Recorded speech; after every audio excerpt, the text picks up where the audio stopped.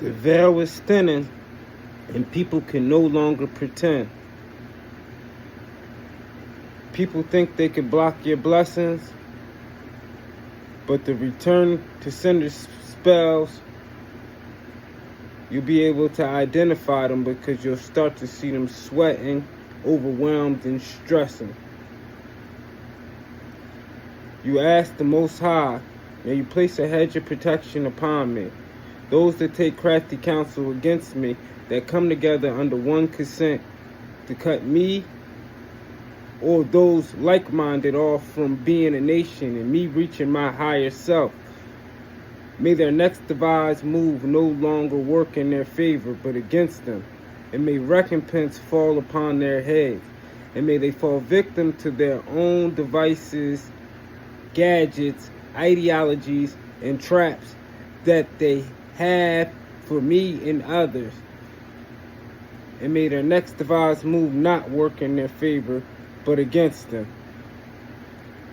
Then you also say, may I receive with the purpose of sharing with others and not for self alone. I am grateful for the many blessings that are already manifested into my life, and I am grateful for the ones that are on their way. So first you start off, you want to return all the negative energy to sender. You place a hedge of protection upon you in order for this to work to begin with, because with other forces and malicious intent directed towards you, whether people are just thinking ill will against you or speaking, pillow talking, gossiping, and just saying things about you to others. You know how they say, biblically speaking, if two or more are gathered, then the Spirit of Christ or the Most High is present.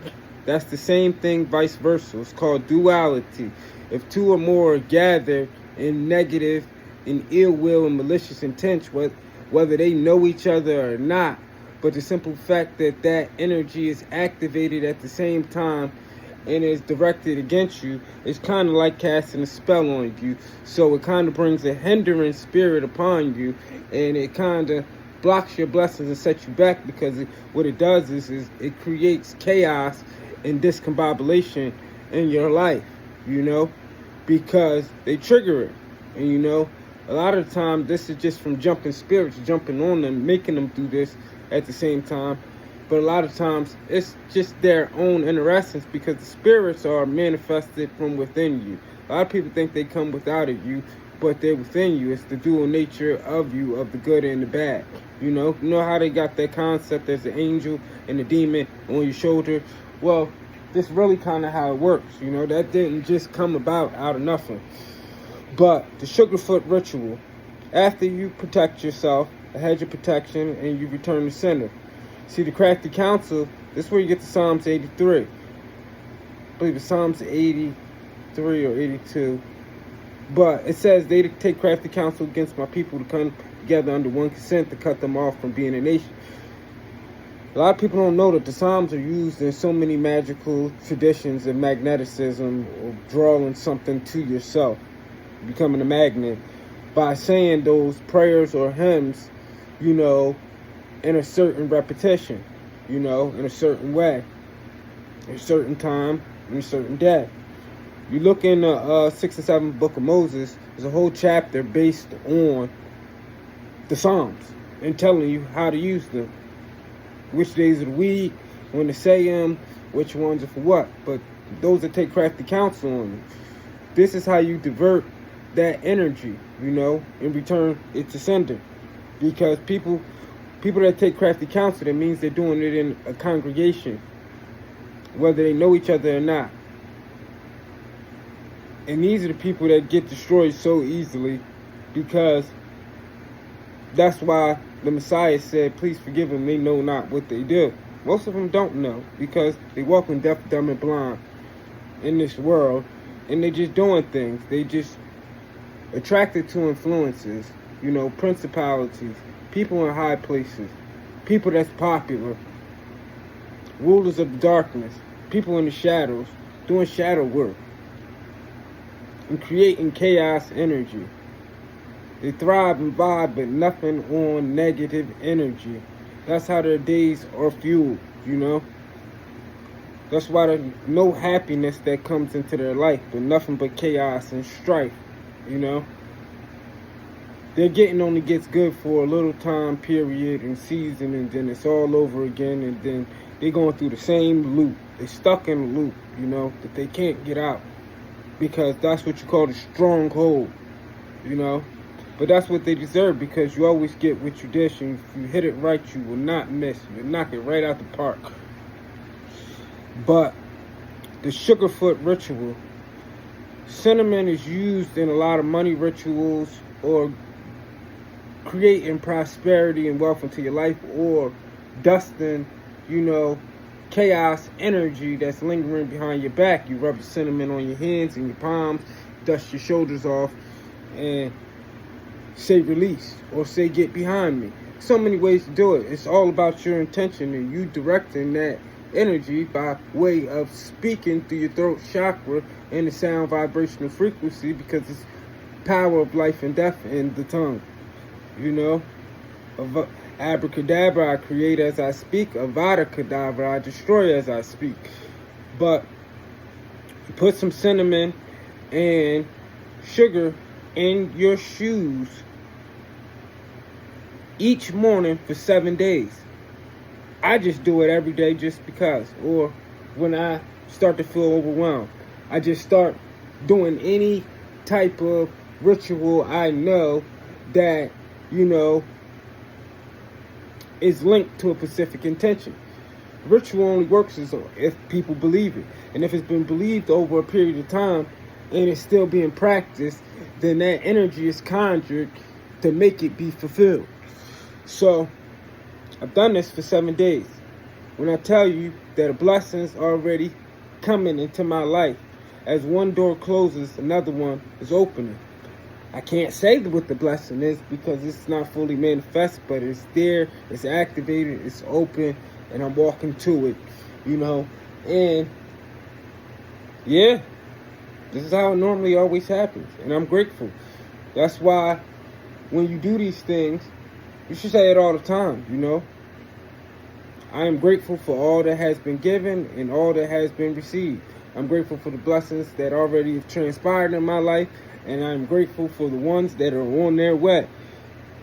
You know why that's key? Because under the law of attraction, it says that you have to reflect your intentions on something as if you already have it. So something that you don't already have, you have to speak on it as if you already received it, or it's already coming, and you know it's coming, and you should say that bold and confident.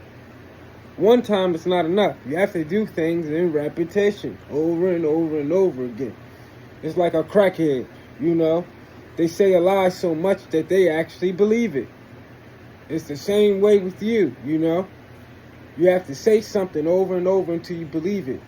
But a lot of times with the chaotic energy that's going on, it makes you draw doubt. See, this is the thing that you don't want to do. You don't want to draw doubt. You ever heard the saying, never let a good crisis go to waste or chaos go to waste? That chaos, once you're feeling it and you know you're overwhelmed with it and you see the intentions manifesting and transpiring around you, that's when you're going to get your most blessing, by weathering that storm, you know? Or when your back's against the wall or you feel scared to death, like, oh, something's about to happen to you, you're going to die. You notice when you start speaking or praying out loud in times of those moments, you know, it seems like something just mysteriously saves you, because not one, you have two driving forces here, emotion and intention, and you speaking, but you're speaking out of a sense of being feared, but it's so real that it's believable because you believe it, because you need it. That's the only thing that you can do at that specific moment, and it normally activates it. But the same way you can do something bad, you can do something good. That's just an example on how repetitions and rituals work, you know? Saying things over and over, speaking them into existence. You also have to create a formation, you know? They say names have power because once you give something a name, it takes root and it takes formation. So Return all of that energy to the sender. Protect yourself against those that take crafty counsel against you, and do Sugarfoot. And watch the blessings that manifest into your life. In order for no weapon formed against you to prosper, you have to know how the workers of iniquity work. But you also cannot let them siphon your energy. When people siphon your energy, it's when they create a scenario just to get a reaction out of you.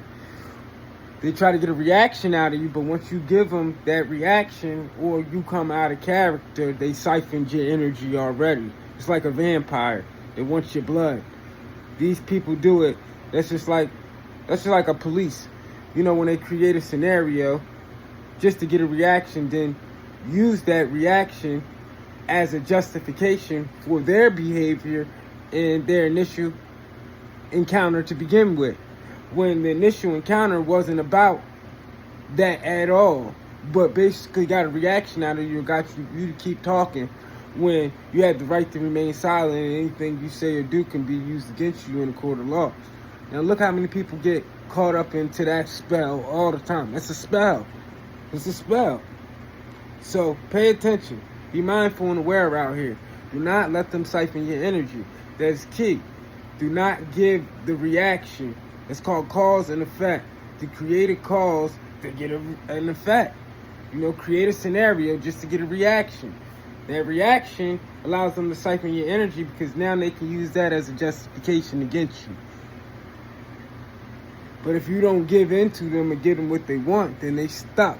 And when they're stuck and you don't say much, they become powerless. You know? Everything don't need to be said. Everything don't need a reaction. Sometimes you just gotta sit still, be quiet, and let your enemies pick themselves apart.